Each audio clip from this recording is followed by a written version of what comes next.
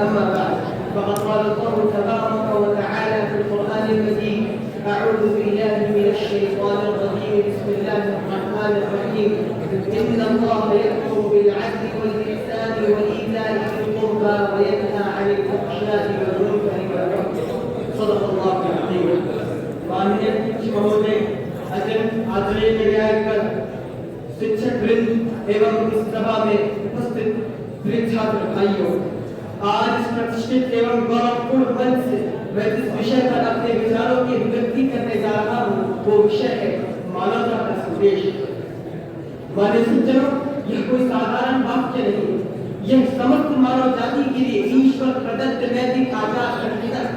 मानवता केवल करुणा का भाव ही नहीं, मानवता दया की अनुभूति ही नहीं, परंतु मानवता वो उच्चतम नैतिक चेतना भी है जो मनुष्य को पांचवी प्रवृत्तियों से ऊपर उठाकर मानवीय गरिमा के शिखर पर प्रतिष्ठित करती है।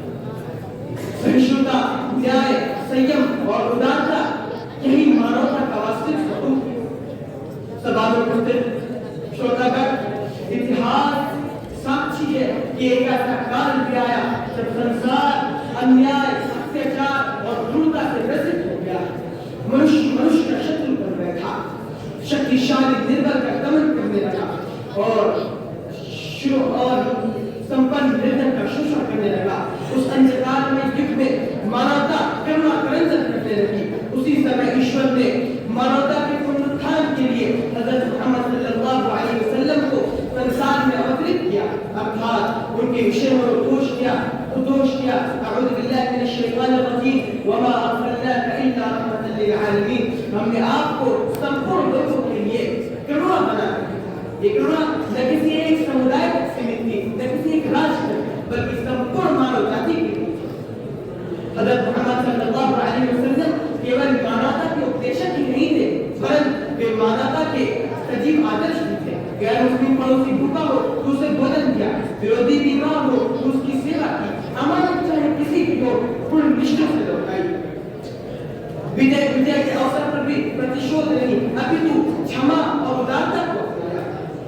यदि हम विश्व में शांति स्थापना करना चाहते हैं, यदि समाज में सौहार्द सृजित करना चाहते हैं, तो हमें हज़रत मोहम्मद सल्लल्लाहु अलैहि वसल्लम द्वारा प्रदत्त मानवता के संदेश को अपने जीवन में आत्मसात करना होगा। माननीय सज्जनों, मोहम्मद सल्लल्लाहु अलैहि वसल्लम द्वारा प्रदत्त मानवता का संदेश हमें सिखाता है कि मनुष्य केवल मनुष्य होने के नाते सम्मान और गरिमा का अधिकारी है। मनुष्य केवल मनुष्य होने के कारण सम्मान और गरिमा का अधिकारी है, सम्मान और गरिमा का अधिकारी है। और हमें जाति, धर्म, भाषा और रंग के भेद से ऊपर उठकर प्रेम, करुणा, न्याय को अपनी जिंदगी का आधार बनाना चाहिए। मानवता का संदेश नहीं हमें सिखाता है कि हम दुर्बलों की रक्षक बने, पीड़ितों के सहायक बने और समाज में शांति व एकता की स्थापना करें। अंत में मैं पूरे विश्वास के साथ ये कहना चाहता हूँ, जब तक मानवता जीवित है तब तक मनुष्य जीवित है, और जिस दिन मानवता मर जाती है उस दिन सभ्यता केवल एक खोखला नाम बनकर रह जाती है। यही मानवता का संदेश है, यही हमारा कर्तव्य है और यही उज्जवल भविष्य की सच्ची राह है।